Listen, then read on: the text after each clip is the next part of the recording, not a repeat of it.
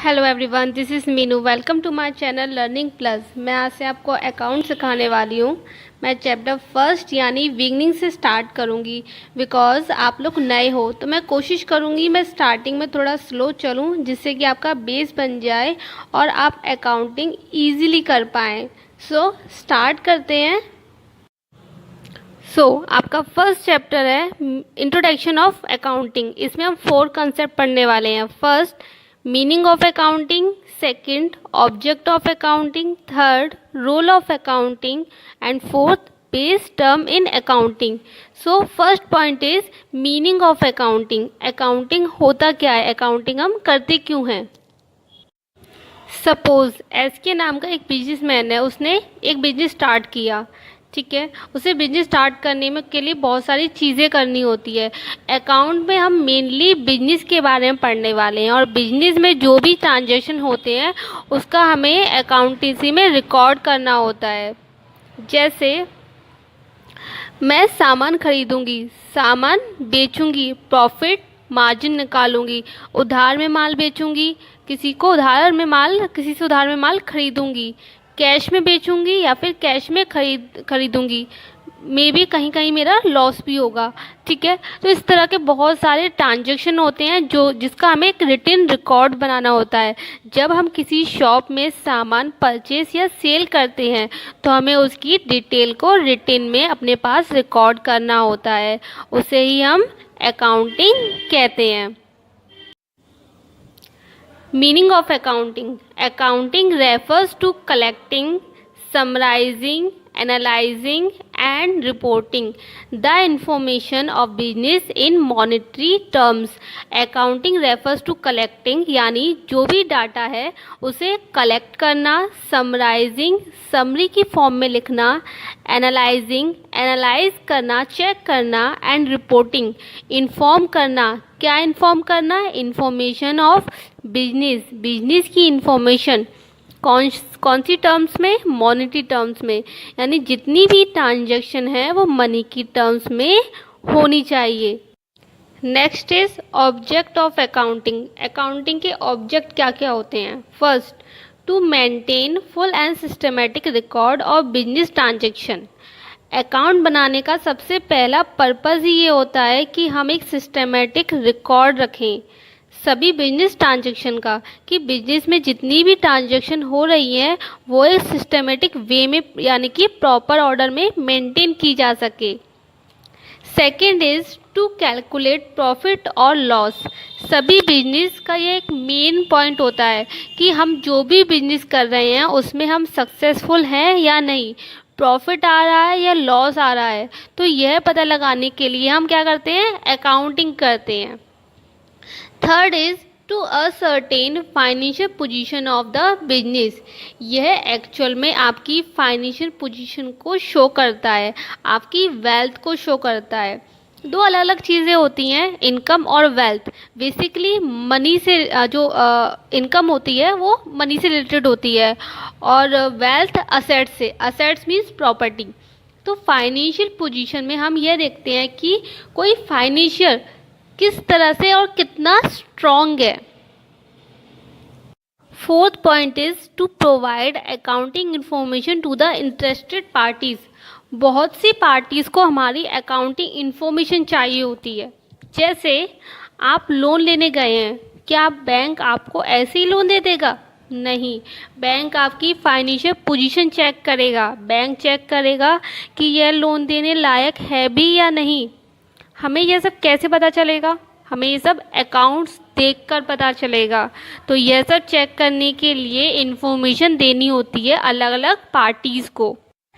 Next topic is role of accounting. Accounting का role क्या है? वैसे तो अकाउंटिंग हमारी डेली रूटीन में काफ़ी रोल प्ले करती है। जैसे चाहे वो घर हो, चाहे बिजनेस हो, चाहे छोटी सी शॉप हो, हर जगह अकाउंटिंग होती है।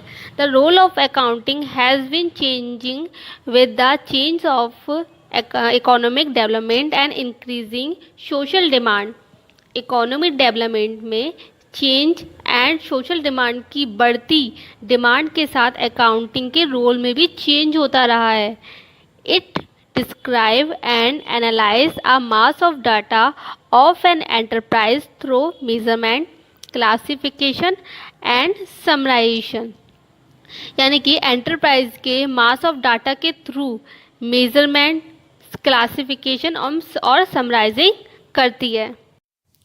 नेक्स्ट एंड लास्ट टॉपिक है बेस ऑफ अकाउंटिंग। अकाउंटिंग का बेस क्या होता है, किस आधार पर हम अकाउंटिंग करते हैं। First, entity. Entity means a specifically identifiable business enterprise like super bazaar, hire jewelers, ITC limited etc. It means जिस वस्तु का ट्रांजैक्शन हो रहा है वो आइडेंटिफाई है या नहीं है और उसका कोई अस्तित्व होना चाहिए। नेक्स्ट है transaction.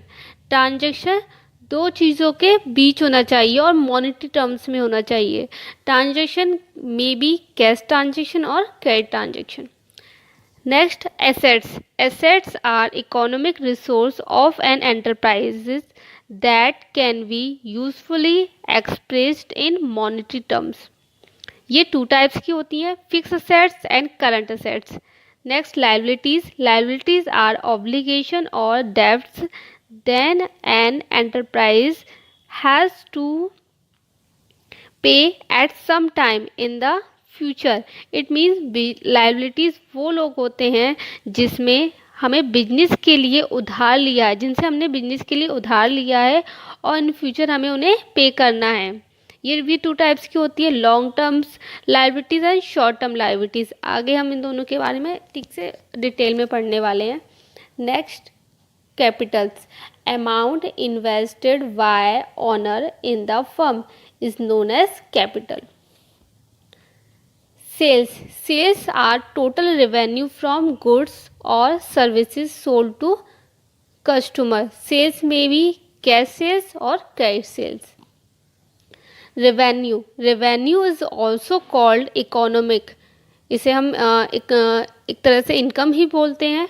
For example, commission, interest, dividends, royalties, rent, received, यानी कि ये सब चीज़ें हमें जो रिसीव होती हैं ये इनकम के अंदर ही आती है। तो रेवेन्यू हमारा इनकम की तरह ही होता है बट इनकम नहीं होता है। Next, expenses. बिजनेस के लिए किए गए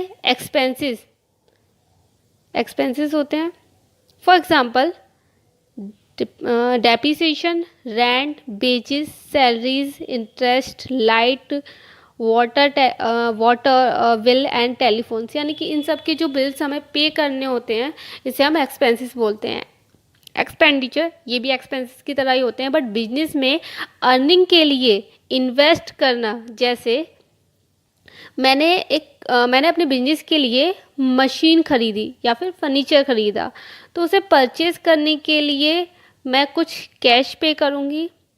तो जो भी एक्सपेंसेस होगा वो हमारे किस में आएंगे, एक्सपेंडिचर, क्योंकि वो अर्निंग के लिए हम पे कर रहे हैं। Next, profit. Profit increase the investment of the owner. Gain, किसी इवेंट या बिजनेस से होने वाला प्रॉफिट गेन होता है। For example, sale of fix assets, जैसे मैंने एक असेट्स खरीदी और कुछ टाइम बाद मैंने उस असेट्स को सेल कर दिया तो उसकी अमाउंट में कुछ ना कुछ डिफरेंस आया होगा, तो वो जो भी अमाउंट बढ़ के आया हुआ है उसे हम बोलते हैं gain.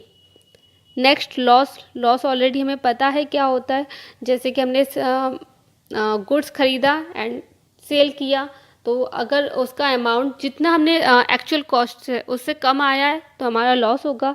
Discount. Discount is the deduction in the price of the goods sold, यानी कि गुड्स को सोल्ड करते समय उसके प्राइस में जो भी डिडक्शन होता है डिस्काउंट होता है वो। Purchase. Purchase are total amount of goods by business on credit on cash.